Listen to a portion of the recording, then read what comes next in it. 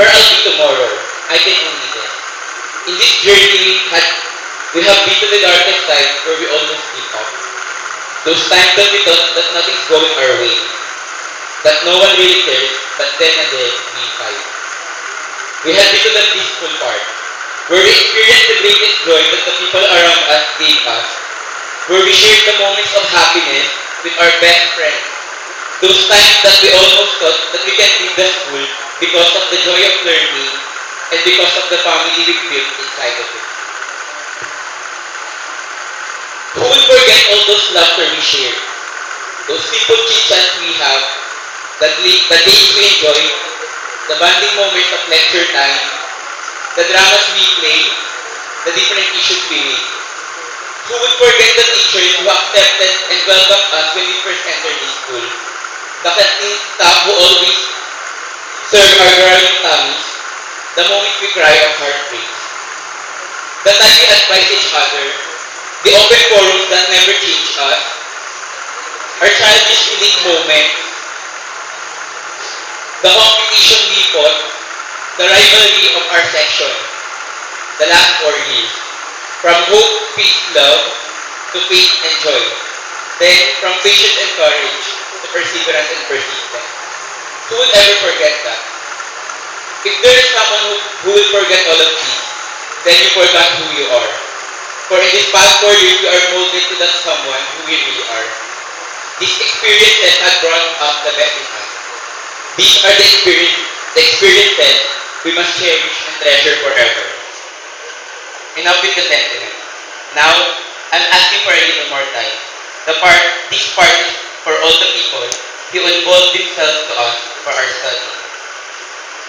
To our alma mater, the Emilius Christian Schools Incorporated, thank you for accommodating this batch for 4 hard years.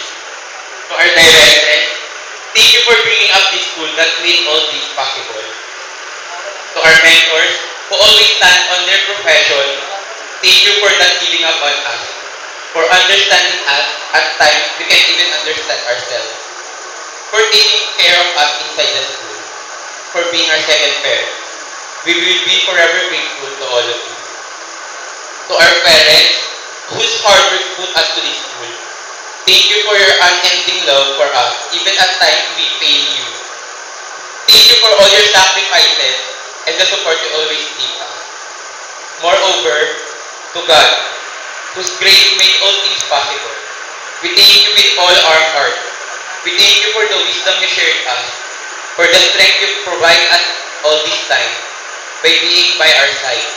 We thank you, dear God, for everything, especially this life you lent us. I commend everyone for a job well done. We all deserve a big hand for our perseverance and for being persistent on our studies. Do reach your dreams, for you deserve it. If you have failed many times on this race, use these failures to be your strength. Never believe that these failures would be your downfall. Your mistakes can bring you down, for the grace of God will uphold you. They were your strength. And to those who excel in these past 4 years, continue doing your best, for you will be stronger than before. Take heart on the path you will choose, and never put aside the grace of God, for this will help you succeed on the profession you'll take. Congratulations to all of us.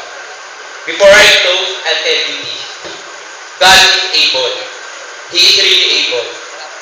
Always remember that when we fight through the next battle you will soon encounter. I wish you all the best, batch 2012-2013. Nasa kamay natin ang tagumpay. Good luck and God bless us all.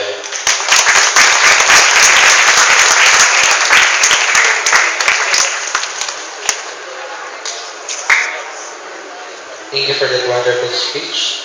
And now, may we request on stage our Assistant School